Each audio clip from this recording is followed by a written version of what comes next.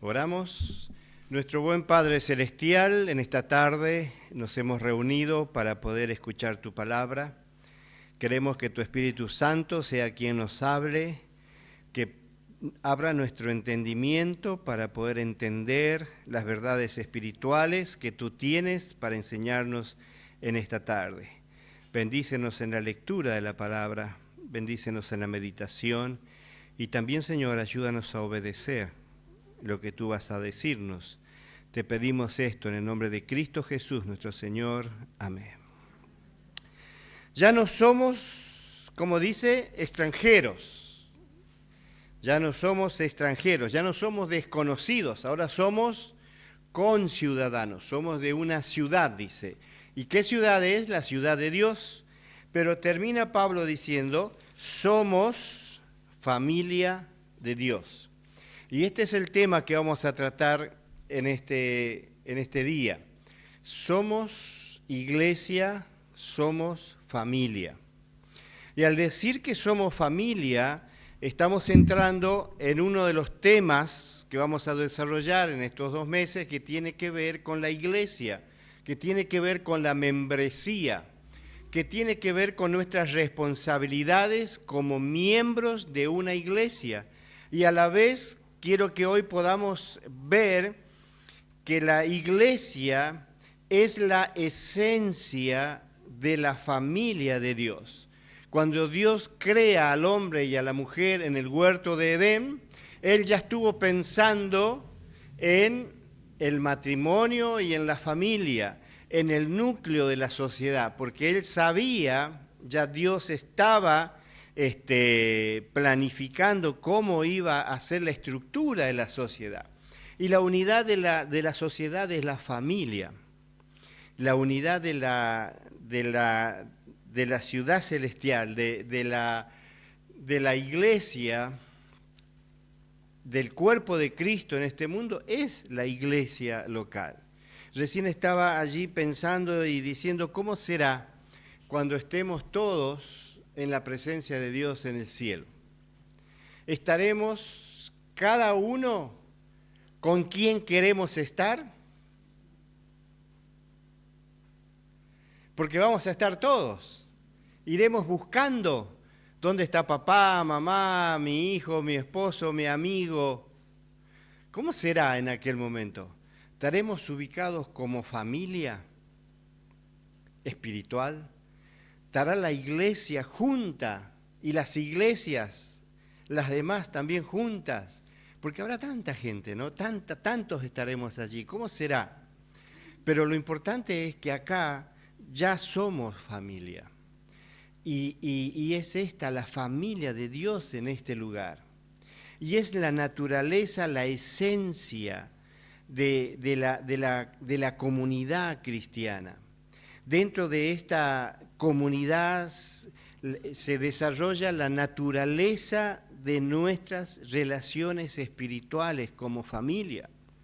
Y la Biblia tiene mucho que decirnos y enseñarnos acerca de la familia. Por eso el primer tema que queríamos hablar en esta serie de temas que tiene que ver con la iglesia, con la membresía, es la familia. Porque somos iglesia, somos familia. No existe, y es difícil, que un creyente o que una familia que son creyentes puedan crecer fuera de la familia cristiana. Todos necesitamos formar parte de esa familia cristiana que es la iglesia. Ya Jesús lo dijo en Mateo capítulo 12, versos 49, 50. Ustedes recuerdan ese relato cuando venían a Jesús y le decían, tu madre y tus hermanos están allí y preguntan por ti. Jesús, ¿qué les dijo? He aquí mi madre y mis hermanos, los que hacen la voluntad del Padre, esos son mis hermanos, ¿verdad? O sea, él estaba ya haciendo una clara división. diciendo la familia de Dios es esta, la que hace la voluntad de Dios. Y allí tenemos la primera, vamos a resaltar algo. Lo primero que vamos a resaltar es, ¿quién es familia de Dios? Los que estamos todos sentados acá seremos familia de Dios. Y dice la palabra que Jesús dijo, he aquí mis hermanos y mis hermanas, los que hacen la voluntad de Dios.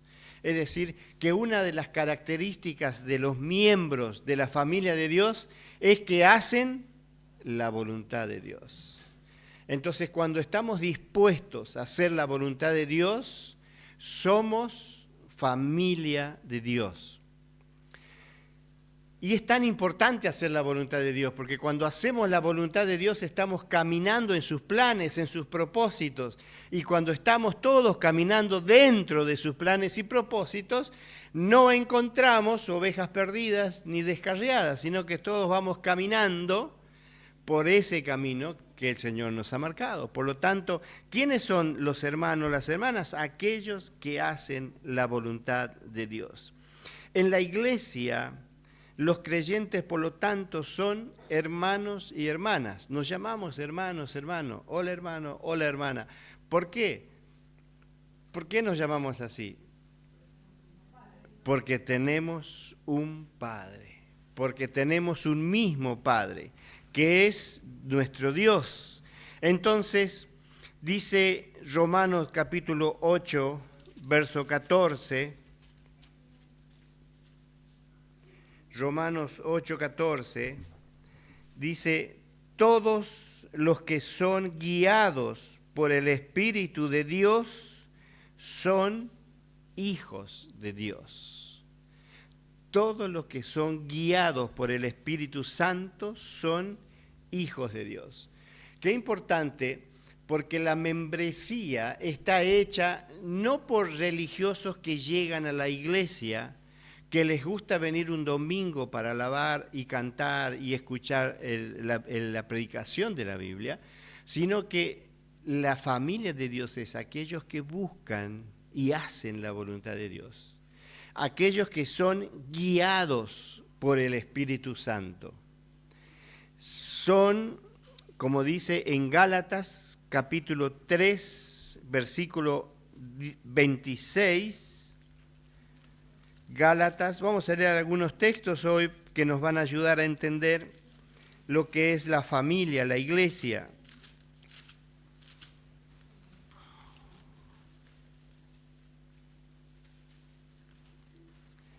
Gálatas capítulo 3, versículo 26, dice, porque todos sois hijos de Dios por la fe en Cristo Jesús. Es decir, que los que son hijos de Dios son aquellos que hemos depositado nuestra confianza en Cristo Jesús. Hemos creído que Él ha muerto en la cruz del Calvario para pagar nuestra culpa, que hemos sido justificados delante de Dios por el sacrificio de Cristo en la cruz y que Él resucitó al tercer día y hoy está sentado a la diestra de Dios. Y nuestra fe está puesta en Él, porque como dice Colosenses, nuestra vida está escondida juntamente con Él y cuando Él venga se manifestará lo que vamos a hacer. Por lo tanto, lo que vivimos aquí como familia de Dios no es lo que nosotros queremos vivir, sino lo que Cristo quiere vivir en nosotros. Por eso Pablo decía, con Cristo estoy juntamente crucificado yo, mis deseos, mis planes, mis propósitos, mis placeres están allí en la cruz, crucificados juntamente con Él. Ya no vivo yo, ya no es lo que yo quiero, es lo que Él quiere. Por eso Pablo decía, ya no vivo yo, mas vive Cristo en mí. ¿Y de qué manera vive Cristo en mí? Cuando yo hago la voluntad de Dios, cuando soy guiado por el Espíritu Santo, cuando he depositado mi plena confianza en Él, porque lo que Él tiene para mí es más importante y mejor de lo que yo busco para mí. Entonces de esa manera me identifico como un hijo de Dios porque tenemos un Padre celestial. Primera de Juan, capítulo 3, versículo 1. Primera de Juan, capítulo 3, versículo 1.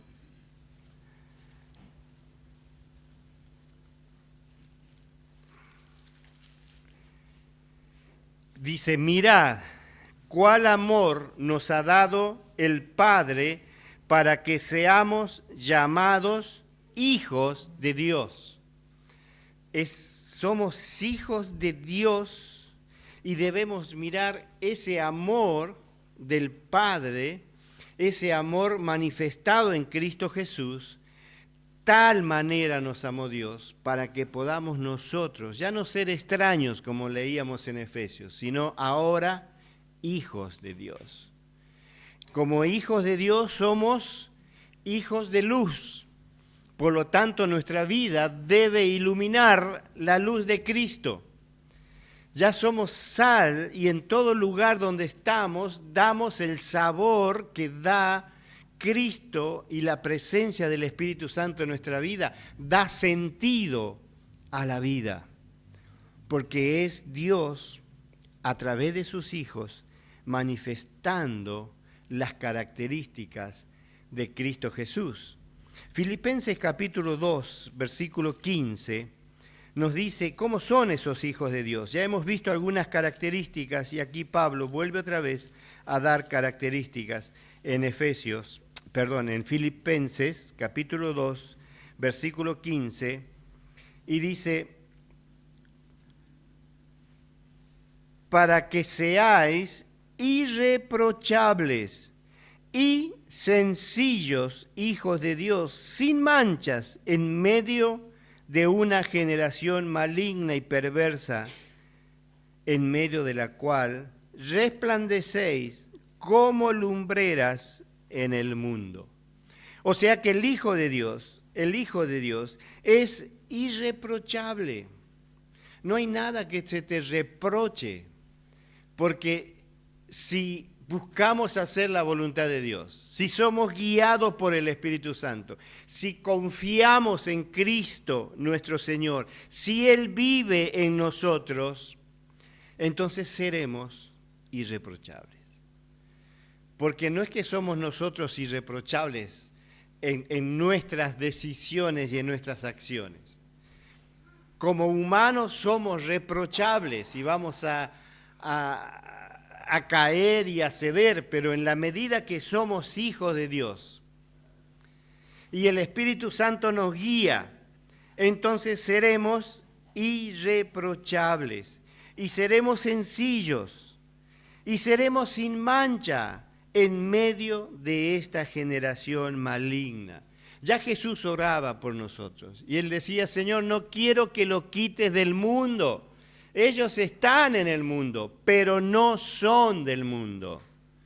Ellos son hijos de Dios. Y en ese sentido, oramos nosotros por la familia de Dios en este lugar. Señor, que tus hijos en este lugar sean personas que han depositado su confianza en Cristo Jesús, que son guiados por el Espíritu Santo, que buscan hacer tu voluntad, de modo que sus vidas son irreprochables, sencillos, sin mancha, porque son hijos de Dios y resplandecen como luminares en este mundo. Dice Juan que cuando nosotros recibimos a Cristo como Señor y Salvador de nuestra vida, Él nos da el poder de ser hechos hijos de Dios. Y somos hijos no porque seamos engendrados por voluntad humana, sino porque somos engendrados por voluntad divina. Dios es el que interviene para que nosotros seamos engendrados como hijos de Dios.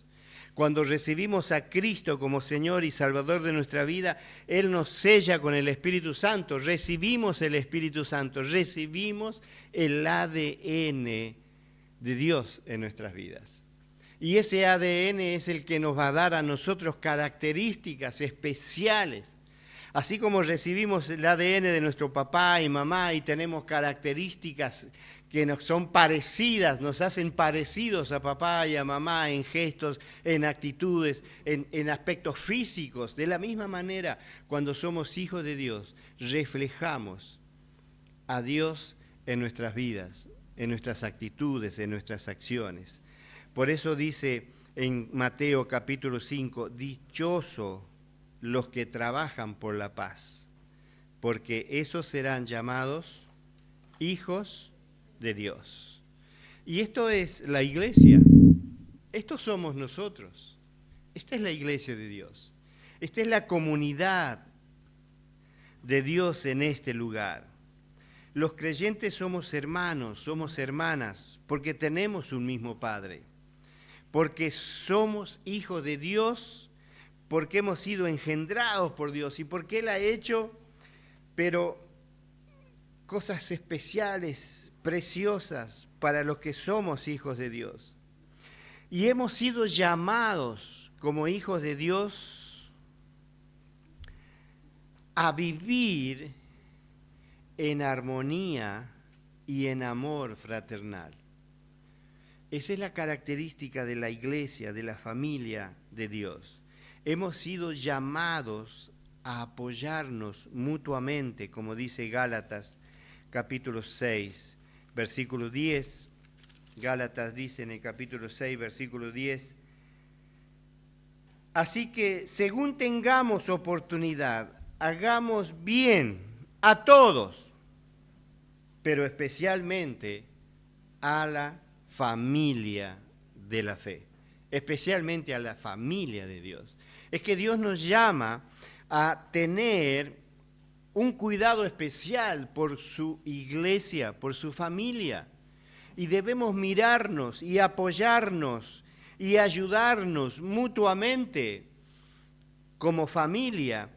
Hemos sido llamados a compartir las cargas los unos a los otros, a celebrar juntos nuestras alegrías, a tenernos presentes en nuestras oraciones, a preocuparnos en las ausencias de nuestros hermanos, porque es mi hermano el que no está viniendo, porque es mi hermano el que está quizás en algo que a Dios no agrada. Y debemos tenerlo presente en nuestras oraciones, porque somos familia. Y alegrarnos en las victorias, en los triunfos. Cuánta alegría cuando los hermanos conquistan aquellos propósitos en los cuales ellos se han emprendido, ¿verdad? Qué alegría cuando vemos a nuestros hijos, a nuestros hermanos bautizarse, estar comprometido en el ministerio, estar creciendo en armonía dentro de la iglesia. Y entonces estamos viendo la iglesia, la familia, que está apoyándose mutuamente, que está sobrellevando las cargas los unos a los otros.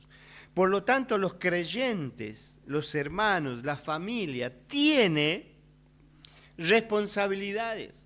Nosotros como familia tenemos responsabilidades. En nuestra casa, la familia, el papá tiene responsabilidades, la mamá tiene responsabilidades, los hijos tienen responsabilidades. Cada uno en la casa debe cumplir, debe realizar algunas cosas que son correctas dentro de la familia. De la misma manera, en la familia de Dios, debemos cumplir con nuestras responsabilidades como familia, como hermanos en Cristo. Dice Mateo 25, 35 al 40, vamos a leer para ir viendo nuestras responsabilidades como familia. Mateo capítulo 25, versículo 35 al 40.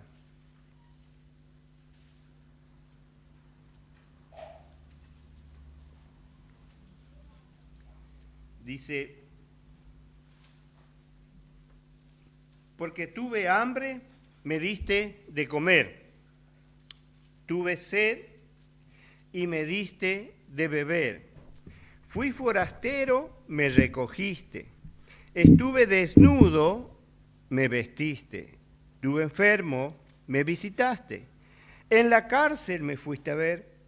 Entonces los justos le responderán diciendo, Señor, ¿cuándo es que te vimos hambriento y te alimentamos?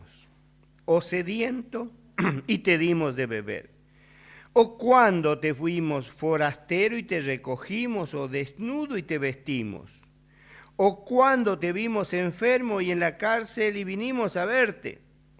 Respondiendo el rey le dirá, de cierto os digo, en cuanto lo hiciste a uno de esos, ¿qué dice? Mis hermanos, más pequeño, a mí lo hiciste. Es que nuestra primera responsabilidad es la familia. La familia. Y la familia somos nosotros, la iglesia. Tenemos que ir afuera, a la gente del mundo, y ayudarlos, y apoyarlos. Pero nuestra mirada primera no está allá, está acá, en la iglesia, en nosotros, porque cuando la iglesia está fuerte, cuando la iglesia está sana, cuando la iglesia, la familia, está viviendo relaciones familiares, va a poder salir a ayudar a aquellos que están afuera. Por eso dice, cuando lo hiciste a estos más pequeños, hermanos, a mí me lo hiciste. Cuando lo hiciste a uno de estos, mis hermanos más pequeños, a mí lo hiciste. Y es nuestra responsabilidad. Muchas veces creemos que es responsabilidad del pastor. El pastor es el que tiene que orar, tiene que visitar, tiene que hablar, tiene que llamar, tiene que hacer esto, tiene que discipular, tiene que evangelizar, y no es así, porque es la familia, es cada uno de nosotros que tiene que estar atento y orando y llamando, no a todos, pero siempre estamos con alguien más cerca. Y en esa relación es que nos vamos cuidando todos. Y hasta a mí también, como pastor de la iglesia, me tienen que cuidar. Porque también soy hermano en Cristo. Y es la oración de ustedes, es la llamada de ustedes, es la palabra de ustedes, que anima, que fortalece. Hasta, me atrevo a decir también, las amonestaciones. Y vamos a leer un poquito de eso. Santiago capítulo 1, verso 27, dice de estar atendiendo a las viudas y a los huérfanos. Y esto está hablando de la familia. De socorrer a los necesitados, como en Mateo 25 que leímos recién. Pero también, 1 Tesalonicenses capítulo 5, versículo 14, vamos a leer ese texto.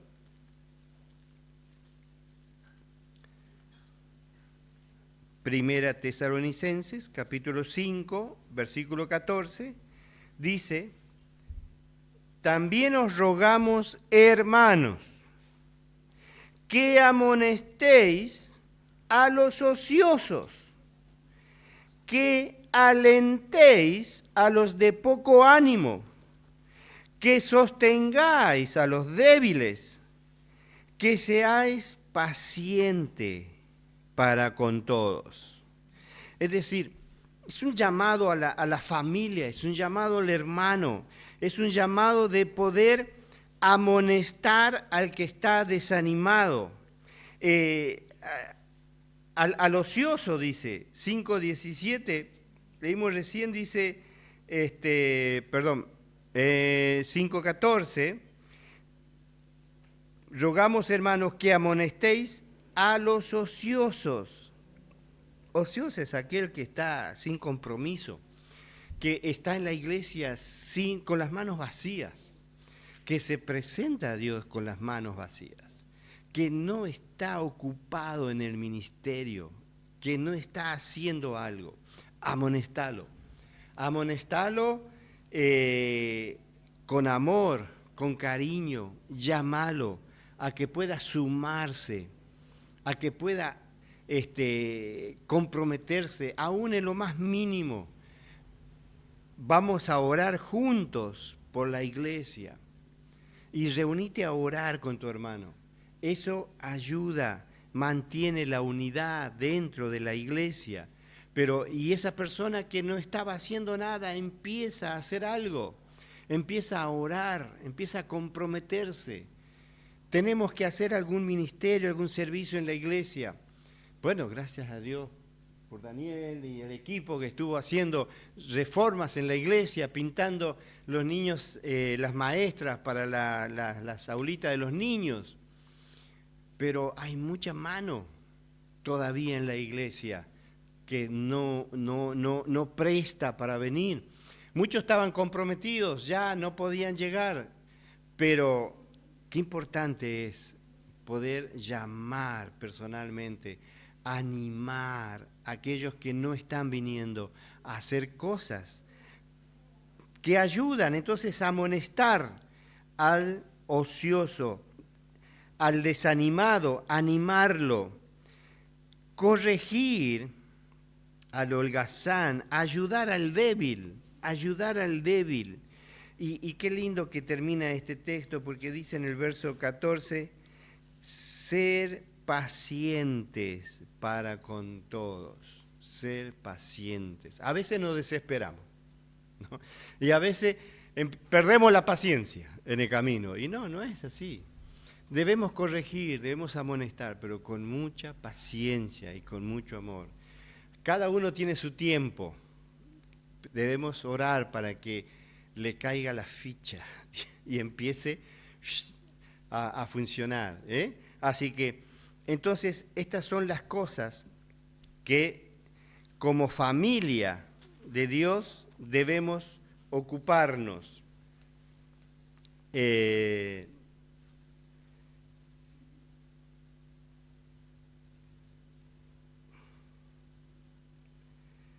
el mundo donde estamos, reina mucho la soledad.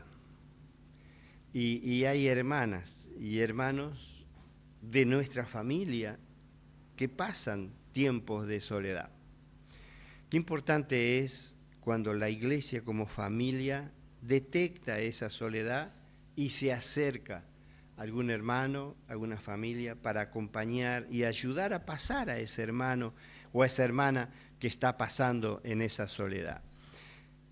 También la desunión y la indiferencia es una cosa que reina en el mundo y que a veces entra también en la iglesia.